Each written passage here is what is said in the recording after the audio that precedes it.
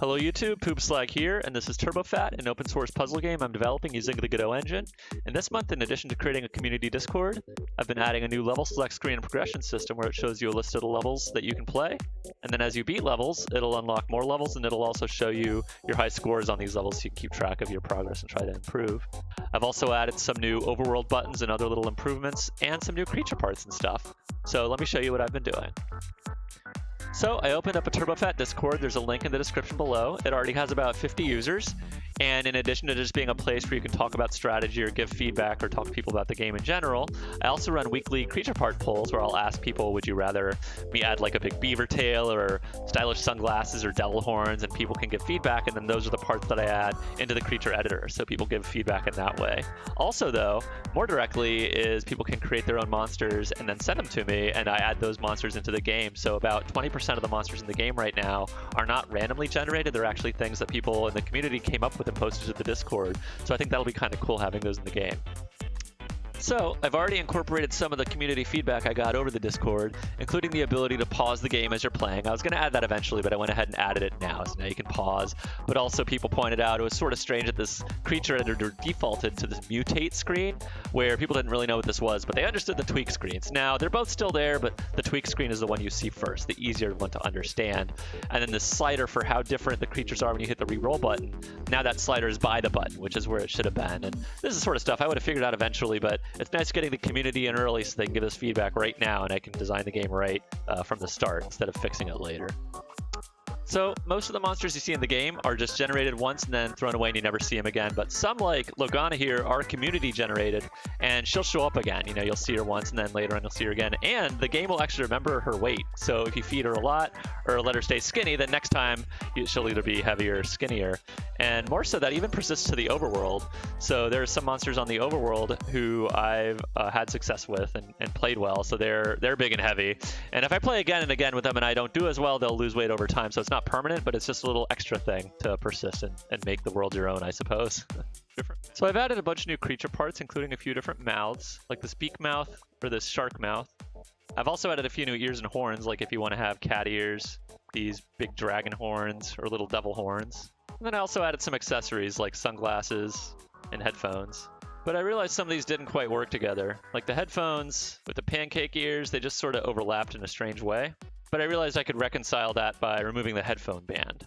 So there's just two versions of the headphones, one with a band and one without. Another example is noses and beaks, where you can have a crow beak and you can have a nose, but you can't have both because a beak with a nose just looked really bad. So those are just outright not allowed. Let me show you how I wrote all the logic for that stuff.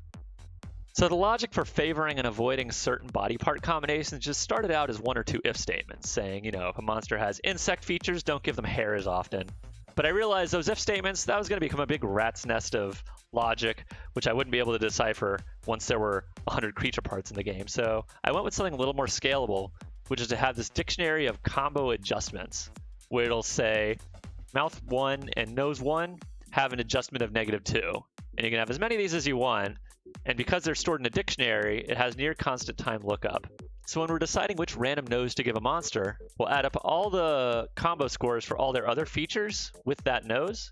And when we add those all together, we might get a number like -4, which will then translate into 25%, meaning that nose will get picked 25% as often because it won't look good with their other features. Any number below -50, they don't even get the 1 in 50 chance, it's just a 0% chance. It also gets removed from the UI. So I wanted some kind of a level select where the player could see all the levels they had available and unlocked, and what was necessary to unlock more levels, and so they would have a sense of progression and what they had to do next, and either scores and stuff like that as well.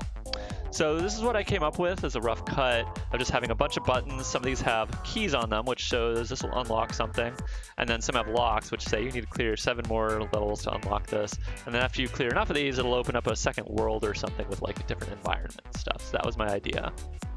So instead of having this separate level select button on the main menu, I made it a cell phone button in the game itself. So when you're walking around and talking to people to pick their levels, you can also click the cell phone or hit tab to bring it up.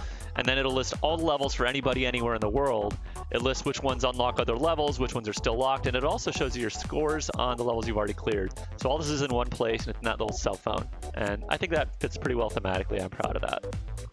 I also wanted to streamline the tutorial based on some feedback I received a few months ago. So let me show you how it used to work. You would have the start button you would click to start the tutorial. and then it would give you instructions on the left side, like telling you to clear a few lines. And then once you cleared those lines, it would blink and play a sound effect and just whisk you to the next part of the tutorial. So the new tutorial just starts you in the middle of the game without making you click a start button, because there's no time pressure because the pieces don't drop anyway. Then once you clear it, it says like good and it pauses, so the player gets a little bit of positive reinforcement. Additionally, for the second part of the tutorial, you have to clear a line with a box in it. It doesn't take you to the next part until you do that, because people weren't really understanding that was the point of the boxes. They didn't understand like, oh, I cleared a line, that gets me extra money. So now that's like a step in the tutorial. Pete Ellison of Disco Warp Records contributed 2 new tracks this month.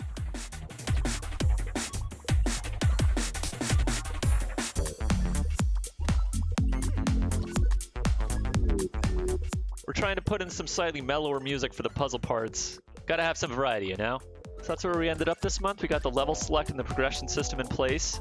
I was a little worried I was gonna have to get rid of the overworld because it didn't make sense to me to have both. They seem sort of redundant, but I like treating the level select as like a fast travel around the overworld. I think that's a really cool gimmick. I'm happy with how that turned out, and I'm really excited now.